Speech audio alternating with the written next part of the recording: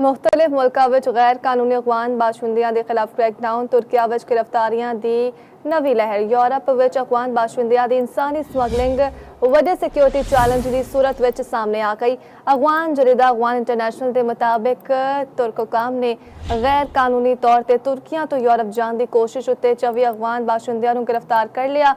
तुर्किया के शहर दरना विच गिरफ्तार होने वाले अफगान बाशिंदियां विच 7 खवातीन ते 6 बच्चे भी शामिल ने। तुर्क पुलिस ने अफगान शहरियों को गैर कानूनी तौर पर तरीके नाल मुंतकिल करने उत्ते बस ड्राइवर को भी गिरफ्तार कर लिया। अफगान मीडिया तुर्क माइग्रेशन एजेंसी के मुताबिक रवा साल के पहले 5 माह के दौरान 16,436 अफगान बाशिंदियां रिहायशी कार्ड न होने के बायस हिरासत विच ले लिया गया।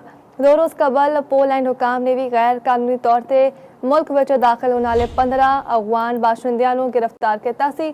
बरतानवी नशरियाती इदारा तालिबान रजीम की सख्त गिर पॉलिसियां ते इंतकामी कार्रवाइयां अफगान बाशिंदियां की गैर कानूनी नकलो मकानी का जिम्मेदार करार दे चुकी है। अफगान बाशिंदियां की हालिया गिरफ्तारियां इस गल का आकाश ने कि दुनिया के मुख्तलिफ मुल्कों उन्होंने गैर कानूनी मौजूदगी को मजीद बर्दाश्त करने तैयार नहीं।